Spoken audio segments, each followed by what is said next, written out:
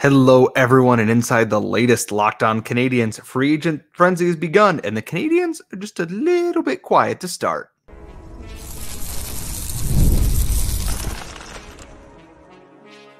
You're Locked On Canadiens, your daily podcast on the Montreal Canadiens, part of the Locked On Podcast Network, your team every day. Hello, everyone, and welcome to episode 1103 of Locked On Canadiens. We are your daily Montreal Canadiens podcast, part of the Locked On Podcast Network, where you get your team every single day of the week on Google, Apple, Spotify, or on YouTube if you're into videos. Today's episode is brought to you by FanDuel, and remember to make every moment more, because with the playoffs all wound down, the sports stop sportsing like we want them to. But FanDuel this summer is hooking up all customers with a boost or a bonus daily. That's right. There's something for everyone all summer long. Just visit FanDuel.com/lockedon to get started. I am your host for today's episode. I am Scott Matla. Of course, I am flying solo today. My co-host had something come up last minute. So you are, for better or worse, stuck with me. Not stuck with me, but you're stuck with me a little bit. Anyways. Today is July 1st when I'm recording this. It is 7:46 p.m. and NHL teams at this point, at last check, have spent over $1 billion in free agency, which is an absurd amount of money until you realize that somebody in the NBA just signed a $300 million contract that is more than any NHL player would likely be paid in their entire career.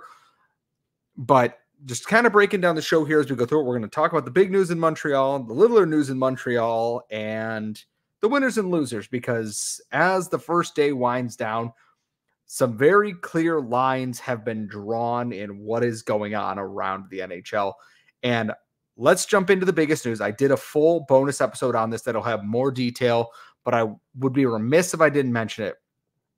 The biggest news out of Montreal today is not that they signed Yakov Novak or Alex Barré-Boulet or that Alex Burrows is not coming back, something that we will talk about later on this week with some of the coaching things going on. It is that the Canadiens announced at about 4 o'clock in the afternoon that Juraj Slafkovsky had signed an 8-year contract extension worth $7.6 million a year, $60.8 million total across the length of that contract. He is entering the last year of his rookie entry-level deal. And it was kind of wild because the response I saw to this overwhelmingly was, oh my God, that's so good. And you know what? Yes, that is so good. So good. I would jokingly said, hey, when are we going to get this extension? Thinking maybe it'll come after the season starts and they'll see, hey, how is Slafkovsky hanging around? Is he continuing that pace from last year? Is he continuing that growth? This, to me, is a clear signal to Slafkovsky from Kent Hughes and Jeff Gorton and everybody at the upper echelon of the Montreal Canadiens that we believe in you, the player. We believe in Juraj Slafkovsky, the person, that you are the guy we saw the second half of last year, not the person in the first half. Once he hit his stride, he didn't look back. And that is exactly what you want from your young stars, is that the second half of that season, 43 points in 50 or 52 games, whatever it was, is very good pace. End of the year with 20 goals, 30 assists, 50 points in 82 games after missing a good chunk of his first season with various injuries. And this, to me, is the Canadiens going, we are setting a hard and firm date on when that window opens. And I said in our bonus video, 2025, the start of 2025-2026 season is when I expect the Canadiens, like, we're going for that. That is when Slafkovsky's extension kicks in. Guys like Caden Gouli's will start. Arbor Jack still needs to be signed. Justin Barrett needs to be signed. But you're going to have a big chunk of your core entering their prime years there. Nick Suzuki and Caulfield will obviously be signed, and you are hoping that they continue their own upward trajectory here. And for Slafkovsky, he comes in at the third highest cap hit on this team. Suzuki is at 1, Caulfield's at 2, Slafkovsky's at 3. None of them make over $8 million, which is some really, really strong work from Kent Hughes.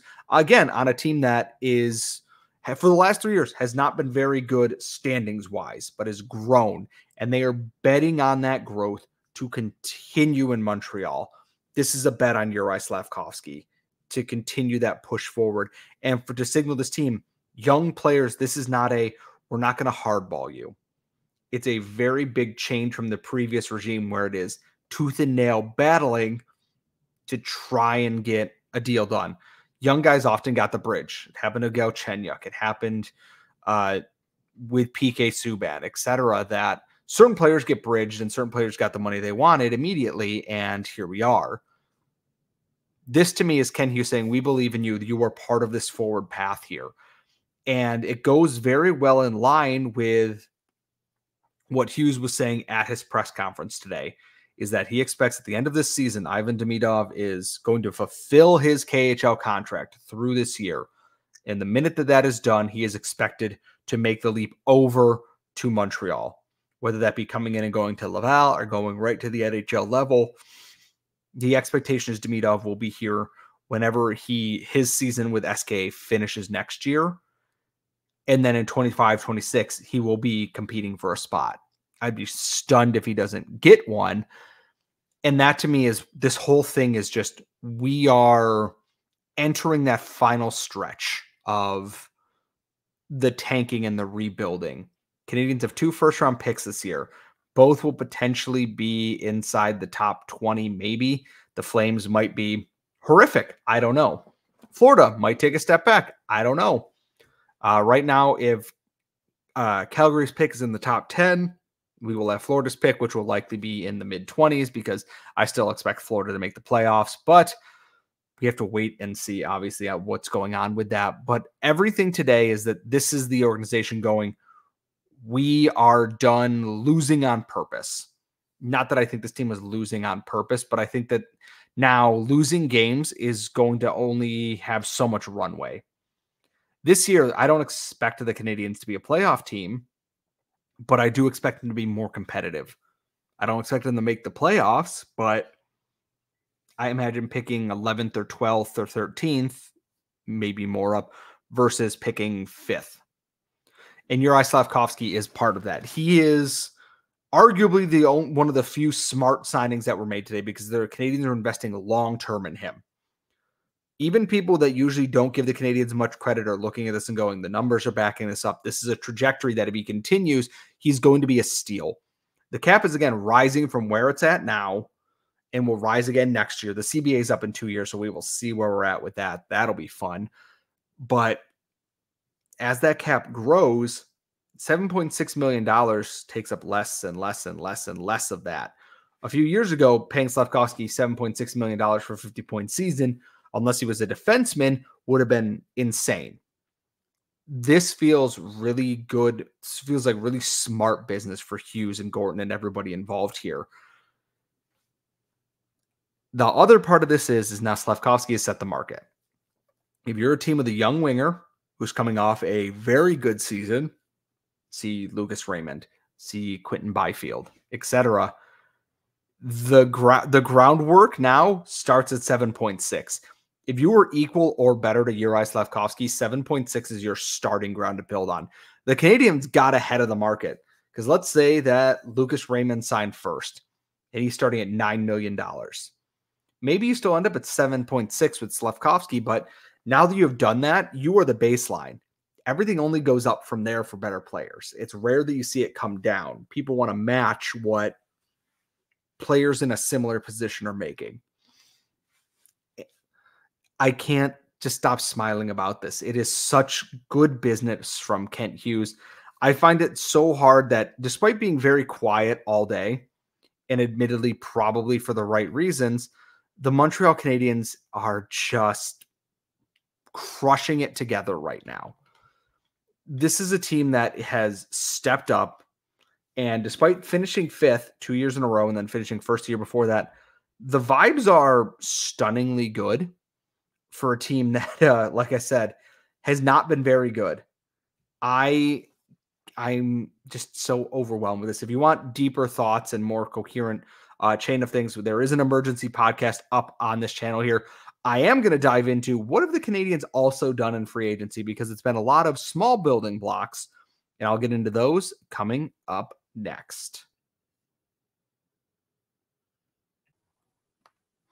But first, as I said off the top of the show, today's episode is brought to you by FanDuel, and I love sports. And I love it so much that I don't ever not want sports to be on or happening. But the playoffs in the NBA and the NHL are well over with. Baseball, soccer, and everything is still going on, but the sports just aren't sportsing like I want them to. But FanDuel lets me keep the sports going whenever I want. All I have to do is open up the app, dream up bets anytime I am in the mood. And this summer, FanDuel is hooking up all customers with a boost or a bonus daily. That's right. There's something for everyone every day, all summer long. Bet on the home run derby. Take a look at who's going to sign a ridiculous contract. The NFL is not that far off. Just head over to FanDuel.com/lockedon to start making the most out of your summer with FanDuel, the official sports betting partner of Major League Baseball, and us here at Locked On.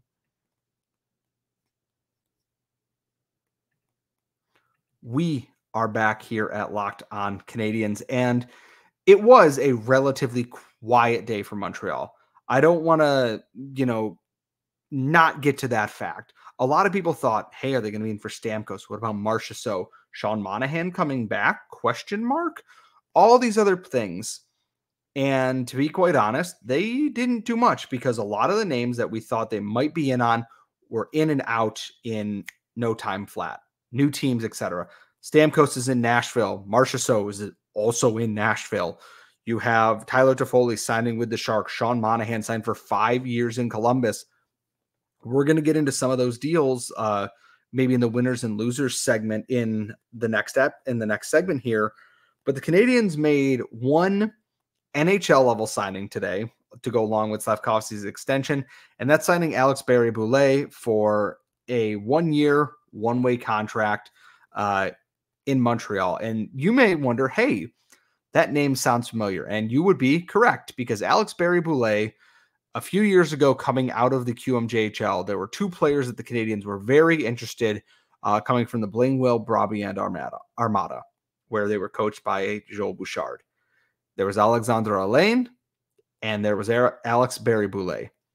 Barré-Boulet opted to go to the Tampa Bay Lightning, while Alexandre Alain stuck with the Laval Rocket. Alain left to go pursue an educational path part of the way through his contract, and Alex Barré-Boulet has been part of the Crunch and Tampa organization since 2018-2019, with a brief 2-game stop-off in Seattle when I think he was placed on waivers, then immediately claimed again. And people are going to look at this and go, well, why? What's the point of this? He's not a great skater. He's not a great NHL producer. This is part of a run of moves that I think is for the Laval Rocket. In his time in the AHL, I'm going to read these off, point totals and games played. 68 points in 74 games, 56 points in 60 games, 12 points in 10 games, COVID year, 63 points in 58 games, 84 points in 69 games, nice, 19 points in 23 games, with some expanding cups of coffee at the NHL level after that, signed by the Canadiens now. This is an absolute replacement for some of the talent that is leaving out the door this year. Obviously, Elias Anderson was going back to, I believe he's actually playing in the Swiss League next year, and that's a big piece they have to replace. They're going to potentially be graduating guys, a guy like Joshua Waz potentially going up full-time. Brendan Gignac might be going up full-time, who was a big leader on that team. Alex Barré-Boulet is absolutely that tweener quadruple A player. Think Charles Hudon, basically, but with worse skating potentially. This is a big get for the Canadiens for their AHL team. Someone who's been around there, someone who puts the puck in the net at the AHL level and can be a perfectly cromulent cup of coffee at the NHL level. They don't need much more than that from this player. The fourth line is going to be a rotating cast of guys in the preseason. It's going to be, hey, this is your opportunity. Take it or don't.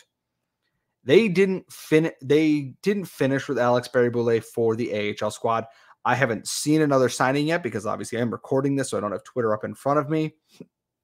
They also signed 7 players to AHL contracts today, starting with Yakov Novak, who was a huge star for the Trois-Rivières Lions last year, voted team MVP by the media that covers the team.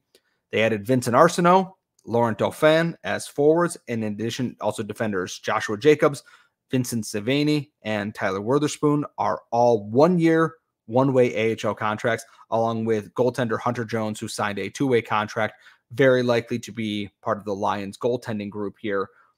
There's a couple of names in there I think people might recognize from their time watching the Rocket. I'll start on defense. Tyler Witherspoon is probably your veteran leader now. Toby Paquette-Bisson went off to Tampa Bay, very likely going to be playing with Joel Bouchard's Syracuse Crunch.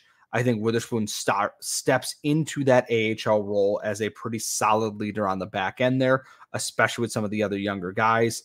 Jacobs is 28 years old. He had 4 goals, 6 assists in 43 games with Colorado last year in the AHL.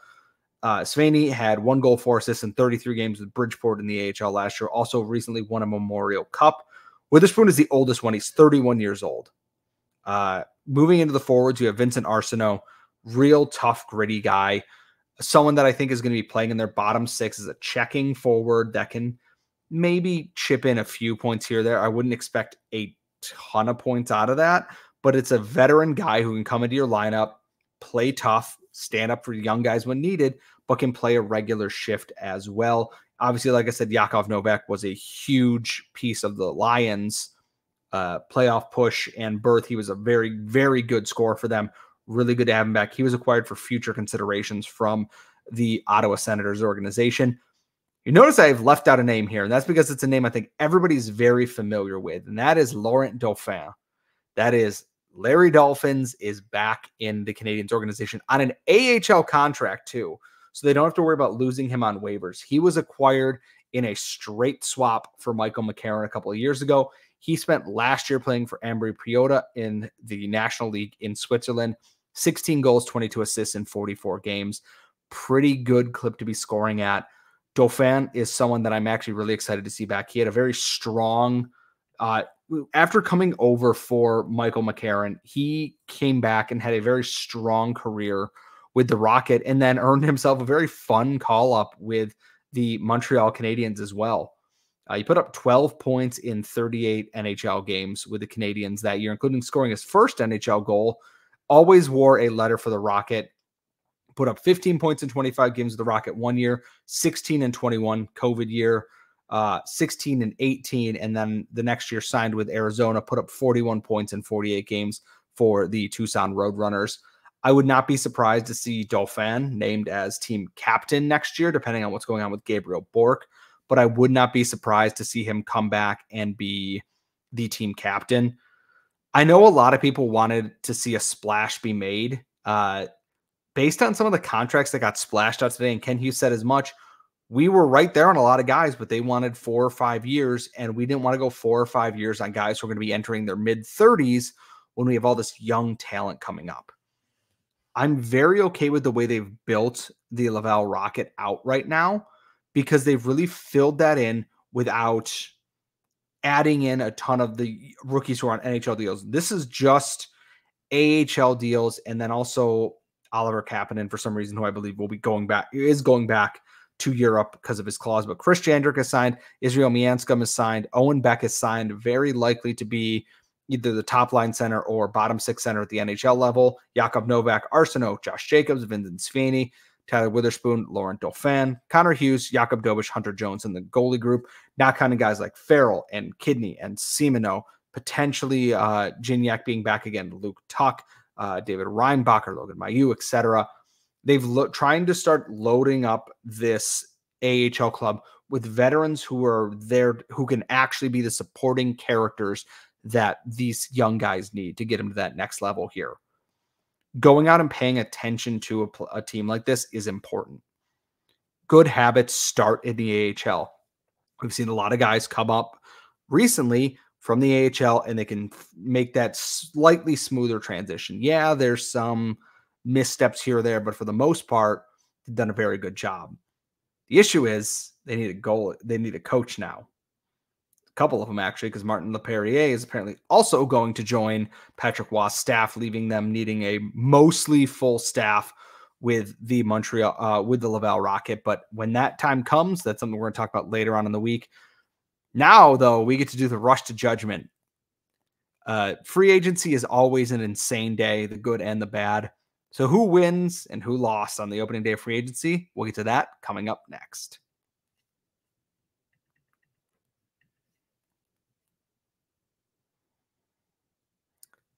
Okay. People love when we jump into things and immediately go, hey, who won and who? I think one of my biggest losers out of all of this is the NHL today. One, we're losing cap friendly, which is not great for a lot of different reasons. But today, in the midst of everything going on, towards the end of the day, when most people have a little bit of fatigue from being around their computers or watching TV all day, they slid in that they have reinstated Stan Bowman, Joe Quenneville, and one of the other members of the Chicago Blackhawks organization, who were all removed basically from their roles, whether they stepped down or were, sent away for their roles in the cover-up of what happened to Kyle Beach, which, if you haven't read about it, I'm not going to discuss it on this podcast for a lot of reasons. Rick Westhead has mountains of things written about this, along with Katie Strang. Very good people who've done a lot of work on this. And the NHL just kind of sliding it in there, using the head of the PHWA to talk it up like it's a normal thing, before also implying that Stan Bowman is going directly to Edmonton, more likely to take over for Ken Holland. Gross on a lot of different ways. None of these guys should be allowed near an NHL team again for their role in what they did. Not a fan in the slightest. In Edmonton, short of coming up short in the Stanley Cup playoff and causing not all of Canada, just parts of Alberta to be deeply, deeply upset, immediately going out and hiring one of them is just so distasteful in my mouth. I dislike it. One of my biggest losers for the day today. On the winning side of things, Nashville did incredibly. And I know that it is. They took a lot of money and put it out there. But Nashville today, I want to look this up because I want to get all of the new players correct. Stamkos, 4 years, $8 million per. Jonathan Marchessault, 5 years, $5.5 million. Said the Canadiens were the second team in on that, but they could not match. They did not want to match that term. Brady Shea, 7 years, $7 million. Too rich for my blood. Extended UC Saros for 8 more years at $7.7 million. They are a team that went out there and they went after it. They also extended Alexandre Carrier. I don't think they added too many other people, but those are the big ones there. Nashville with Barry Trotz. Oh, they added Scott Wedgwood as a backup goaltender as well. But they got there. They stepped in and went, you know what? We've got a core that's maybe getting a little bit older here, looking at like Roman Josi, looking at where Philip Forsberg is, where Ryan O'Reilly is, etc. And they went, we're going to go for it, and we're going to spend the money. They are currently over the cap by $179,000, which is a matter of sending someone on an entry-level contract down, or a two-way contract down, or even a one-way down to the AHL and getting back cap compliant, which is an absolutely crazy thing to have accomplished already. This is a team that feels like they're going to be a nightmare. They were already a well-coached team with Andrew Burnett behind the bench, but Barry Trotz at the helm really made that transition from being a coach into the front office, and he did so real, real well. Nashville's a big, big winner for me today. Up in the air, the Boston Bruins, they signed Nikita Zadorov and Elias Lindholm, and they signed them for very, very long time. Lindholm is signed for 7 years at $7.75 million. That contract goes till he's 36. And on defense, you have Nikita Zadorov, who signed 6 years, $5 million per. That contract goes until he's 35. I think that they are both perfectly fine players. For the Bruins, this one could either be very good, that they could immediately cash in the last year of Marchand's current deal. Pasternak's extension's already kicked in, but a lot of the guys on this team, because they have a lot of UFAs and RFAs starting next year, this is them trying to force that door open. Jeremy Swayman is still an RFA, and they've got about $7 million in cap space, and they have only one roster spot left to fill. This absolutely reeks of a team that is because they're going to put all their chips in this upcoming season, and they're going to figure it out after that. Because if the cap keeps rising, they might be okay, but they're getting real close to that switch is going to flip from you're holding on to you're being sucked out into the riptide here. The Bruins, if Lindholm and Zadorov come as advertised and at their best, the Bruins are going to be a nightmare. More of a nightmare this year than they usually have been in the past. And the Canadiens will see them the second night of the season after playing the Leafs on opening night. Tampa's losing out because the whole Stamkos thing is messy. You can listen to Locked On Lightning. They can give their take on that. I am not deeply upset to see Stamkos leave the division at all. But I understand that this is a big deal for them. Someone that they're really going to miss dearly, and I understand that. Big on my losing list, the Buffalo Sabres. A team that has so much money in cap space. They have $20 million in cap space right now and went out and did almost nothing to improve their roster. They bought out Jeff Skinner and then immediately replaced the amount they were saving on his buyout with 1 year of Jason Zucker at 32 years old. Not a team that has filled you with excitement. They added Beck Malenstein. They added Nicholas Aubé-Kubel and Sam Lafferty. They signed a fourth line, basically. For a team that was so poor last year, that didn't meet expectations, not going out and doing anything is so disappointing. They have so many picks. They have so many young, talented players that you're not going to be able to get all of them in the lineup. You can maybe get Rosen. Maybe you can get Kulik. What do you do with Ostlund? What do you do with Matt Savoy, Anton Wahlberg, Alexander Kisakov, etc.? All these talented young guys. Sooner or later, you got to have room for them. If you're filling your team with fourth-line guys and not building around Tage Thompson and Dylan Cousins, etc., you're not putting your team in a position to succeed. The Sabres seemingly haven't done that yet. And I got to say that, to me, is probably not what you want. Sabres fans are probably, I believe, are rightly annoyed that they haven't done anything yet. I was talking to people at an account and I said, this is what the Sabres done. They went, of course, and then ordered another beer because they're sick and tired of it. It's the same thing every year. They want this team to actually show that it cares. And Kevin Adams right now is too afraid to jump across that creek in the backyard to the side that maybe you fall and you slip. If you don't take the swing, guess what? You're not in a good spot. And that could also be said for the Pittsburgh Penguins. Got $4.3 million in cap space, and their biggest add in free agency has been Anthony Beauvillier or Blake Lizotte, Matt Grzelcyk, maybe. A team that has a rapidly closing window. And I don't just mean like, they can tank for a year and get it back. Like, Crosby's a UFA at the end of this upcoming season. If the Penguins are in a terrible spot again, do you trade Sidney Crosby? Malkin's contract's up in 2 years. Erik Karlsson still signed. Chris Letang still signed for a while, but you're a team that's teetering and you're not doing anything about it. I'm going to label the Canadiens winners just for not getting involved in all this chaotic nonsense that has been going on, to be quite honest with you.